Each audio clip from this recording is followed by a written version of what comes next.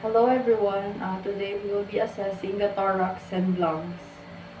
This will be the equipment that we will be using: stethoscope, ruler, and a pen. So first, I will introduce myself.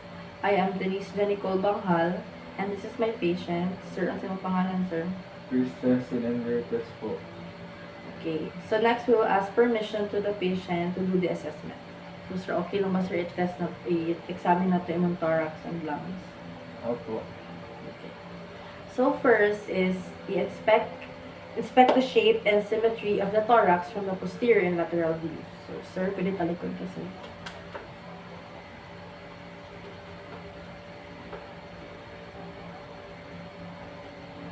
So, okay. Next is inspect spinal alignment for deformities and have the client to stand from a lateral position. Observe the standing client from the rear. Have the client bend forward at the waist and observe from behind. So, tindog ka, sir.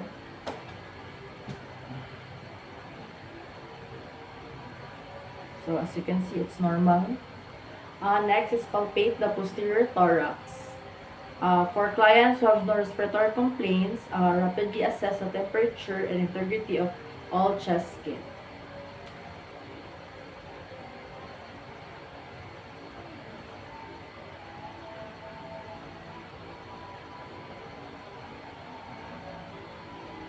Next, for clients who do have respiratory complaints, palpate all chest areas for bulges, tenderness, or abnormal movements. Avoid deep palpation for painful areas, especially in fractured rib is suspected. Next is palpate the posterior chest for respiratory excursion and place the palms of both hands over the lower thorax with your thumb adjacent to the spine and your fingers stretched laterally. And ask the patient to take deep breaths while you observe the movement of your hands and any lag in movement. So, sir, inhale, exhale, inhale, exhale. Okay, next is palpate the chest for vocal fremitus and instruct the patient to say 1, 2, 3. Place the palmar surfaces of your fingertips of the oral aspects of your hand or closed fist on the posterior chest starting near the apex of the lungs. Ask the client to repeat such words. Can you count 1, 2, 3, sir? 1, 2, 3. Again, sir. 1, 2, 3. Again. 1, 2, 3. Okay, thank you. Next is repeat the 2 steps moving your hands sequentially to the base of the lungs. Compare the fremitus on both lungs and between the apex and the base of each lung either using one hand and moving it from one side of the client to the corresponding area on the other side.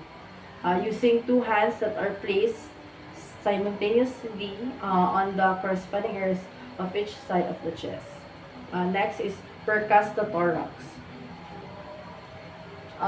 Percuss for the diaphragmatic excursion.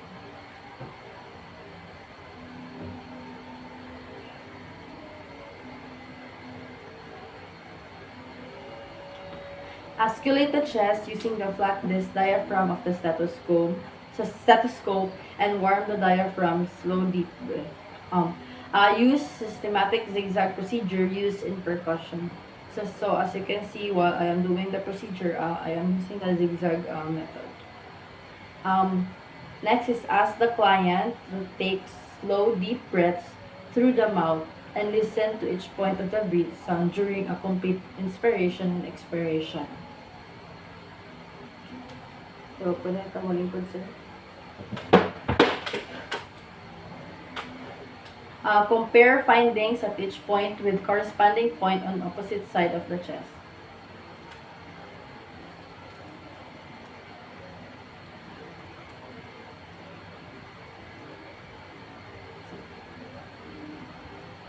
Inhale, exhale. Inhale, exhale. Next is we'll be checking the anterior thorax. So first, I will inspect the breathing patterns. So sir, can you inhale for me? Exhale. Inhale. Exhale. Okay. Inspect the costal angle and the angle at which the ribs enter the spine. Next is palpate the anterior chest.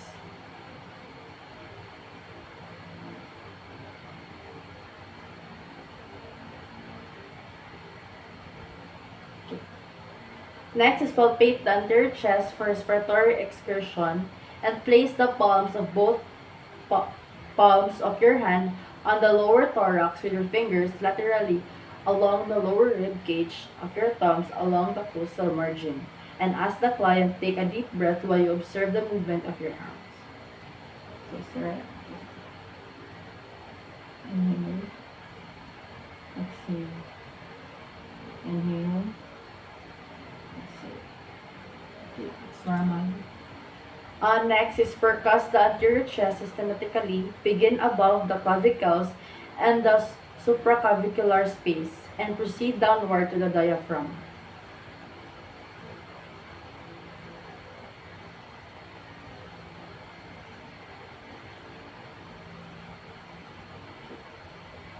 Compare one side of the lung to the other. Displace female breast for proper examination. So as you can see, my patient is male, so no need to do that. Next is auscultate the trachea. Auscultate the anterior chest. Use the sequence used in percussion, beginning over the bronchi between the sternum and the clavicle.